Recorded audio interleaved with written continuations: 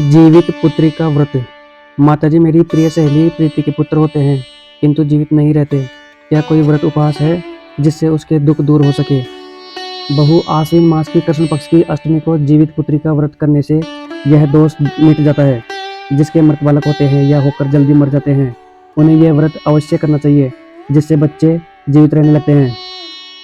इस दिन सूर्य नारायण भगवान की पूजा की जाती है। नहा धोकर सूर्य नारायण भगवान की मूर्ति को स्नान कराकर तिलक धूप दीप आरती कर भोग लगाकर आचमन करावे तथा प्रसाद को बांट देवे। भोग में बाजरा व चने से बने पदार्थ काम में लेवे। इस दिन काटे हुए फल या शाक आदि काम में नहीं लेवे।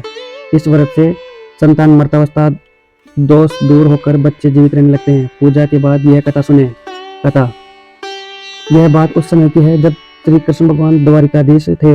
उनकी द्वारिका नगरी में एक बहुत ही दुखी ब्राह्मण व ब्राह्मणी निवास करते थे। उनके दुख का कारण उन 7 पुत्रों का था जो जन्म के कुछ क्षणों के बाद ही मर गए थे। बार बार ब्राह्मणी के समझाने पर ब्राह्मण भगवान कृष्ण जी के पास गए और अपनी व्यथा की कथा बताकर उपाय पूछा। तब कृष्ण जी ने उसे सूर्य भगवान की पूजा करने और जीवित पुत्रिका का व्रत धारण करने को कहा, जिससे सूर्य नारायण भगवान प्रसन्न होकर तुम्हारे संकट को मिटा देंगे। उपाय जानकर ब्राह्मण घर आया और ब्राह्मणी को सब वृत्तांत बताया।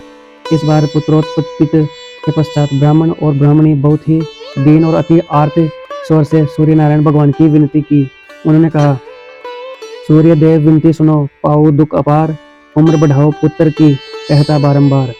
इसकी अति आर्त और दीन वाणी सुनकर सूर्य भगवान का रथ जहाँ था वहीं रुक गया। उसकी विनती से प्रसन्न होकर सूर्य भगवान ने अपने गले की माला उस ब्राह्मण के पुत्र के गले में डाल दी और आगे चले गए। यथा समय यमराज ब्राह्मण पुत्र के प्राण लेने आ गए। तब ब्राह्मण ब्राह्मणी ने कृष्ण भगवान को पुकारा। कृष्ण भगवान सुदर्शन चक्र सहित आ गए। उन्होंने कहा, सूर्य नारायण भगवान की माला को यमराज के गले में डाल दो। तब यमराज तो डरकर भाग गया, किंतु उनकी छाया वहीं खड़ी रही। तब ब्राह्मण ने उस माला को उस छाया पर फेंक दिया। तब वह छाया शनि के रूप में श्री कृष्ण भगवान के पास आकर विनती करने लगी।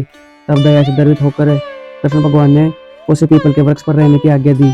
तभी से शनिदेव की छाया पीपल पर निवास करने लगी। इसलिए शनिदेव की पूजा के लिए जल पीपल में चढ़ाते हैं।